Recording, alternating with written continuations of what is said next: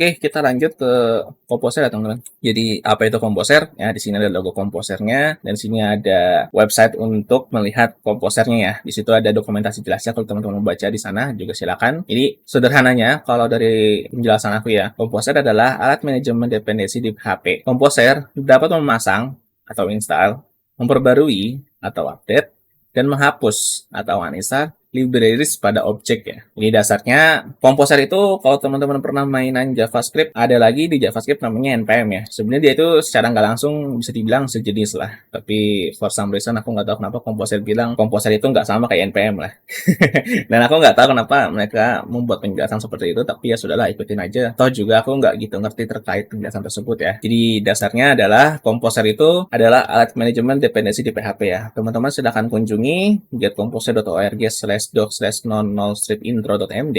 Di sana ada penjelasan Composer lebih lanjut, lebih detail dan lebih jelas lagi di sana ya. Silahkan teman-teman baca dan coba pelajari lebih dalam lagi ya. Sekarang kita akan coba kunjungi websitenya ya. Nah, oke. Jadi tampilannya untuk website Composer kurang lebih seperti ini ya. Kita akan coba di Getting Started ada sedikit penjelasan tentang Composer ya. Di sini ada introduction, ada dependency management, system requirement, kemudian ada installation-nya juga. Nah, di sini kita karena menggunakan Windows, jadi kita akan menggunakan installation yang Windows lah ya. Untuk teman-teman kalau menggunakan OS yang lain silakan menyesuaikan ya. Silakan install masing-masing lah sesuai dengan OS dan keperluannya masing-masing ya. Karena di sini aku menggunakan Windows ya sudah aku bakal download. Cukup klik aja composer.setup.exe ini ya. Nanti dia akan otomatis ngedownload. Nanti ya sudah teman-teman tinggal buka yang sudah download ini. Kemudian terserah mau install for all user atau install for me only. Teman aku lebih prefer sudahlah install for all user aja nggak apa-apa. Nanti mungkin ada tambahan ya.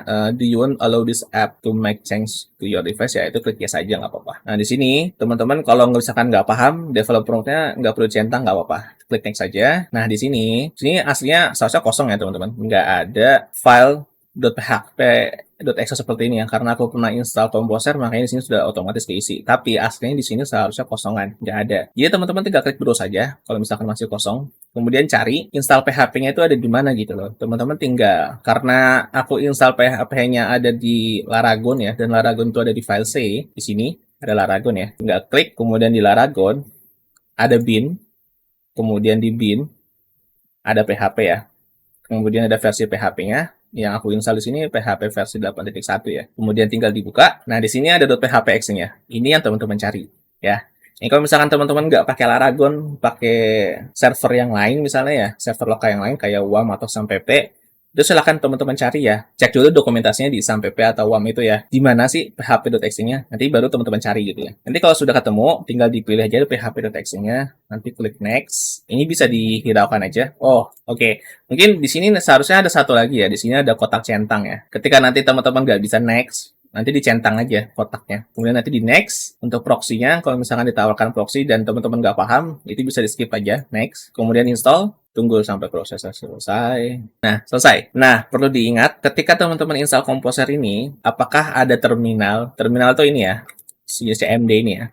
Apakah ada command prompt atau terminal atau VS Code yang terbuka ketika install Composer? Kalau misalkan ada, setelah selesai install, teman-teman harus tutup dulu, kemudian buka lagi. Itu berlaku juga untuk Visual Studio Code ya, atau pokoknya segala sesuatu terminal yang ada di komputer teman-teman itu harus di reopen lagi. Karena apa? Ya karena ini, you must open new command window to use Composer for the first time because your environment has changed and running programs may not be aware of this. If this does not work, you will have to do one of the following. Ya kan, close all file explorer windows, then open new command windows, or log off and log on again, then open a new command window. Ya, mudah-mudahan bahasa Inggrisku nggak belepotan nih. Atau lebih parahnya lagi teman-teman harus menginstal komputer ya. Teman aku sih jujur nggak pernah sampai ada di level setelah install Composer aku mesti restart komputer. Enggak. Cukup di reopen aja lagi. Dibuka tutup aja semua terminal atau command window yang ada di komputer teman-teman pada saat sebelum menginstal Composer ini. Lebih bagus lagi, soalnya aku ingetin di awal ya. Ketika install Composer ini, teman-teman jangan buka command prompt atau terminal sama sekali. Jadi teman-teman nggak perlu buka tutup terminal tersebut gitu loh. Ini berjaga-jaga aja. Siapa tahu di sini ada teman-teman yang ketika install Composer Composer ini ternyata masih ada terminal atau command prompt yang jalan gitu di komputer teman-teman. Jadi silakan di reopen dulu ya. Kemudian nanti klik next. Kalau teman-teman mau lihat online dokumentasinya dicentang, itu karena aku nggak mau, jadi sudah finish aja. Selesai. Jadi seperti itu cara install Composer. Sekarang buka command prompt-nya atau buka CMD lah. Nah, untuk membuktikan Composer sudah terinstall dengan baik atau belum di komputer teman-teman, tinggal ketik Composer, strip 2 kali, kemudian version. Nah, kalau misalkan versionnya keluar, itu berarti komposernya udah keinstall. Nah, ya, di sini kelihatan ya versi 2.63, kemudian tanggal rilisnya sih kalau nggak salah ya ini, dan jam rilisnya gitu loh. Nah, di sini udah jelas aku menggunakan komposer versi 2.63 ya. Kalau misalkan versinya nggak keluar, misalkan yang keluar itu tulisan warna merah ya, atau komposer not found, ya itu berarti komposer di komputer teman-teman belum keinstall. Coba restart ulang komputernya, kemudian coba install ulang lagi komposernya kalau misalkan teman-teman nggak dapet versinya ya. Tapi biasanya sih kalau selesai install Composer ya, kalau nggak ada warning apa-apa ketika install ya aman-aman aja. Dan untuk memastikan Composer keinstall atau enggak, teman-teman bisa cek menggunakan Composer versionnya, atau Composer aja juga bisa. Nah, nanti dia bakal nampilin semua komen yang ada di Composer.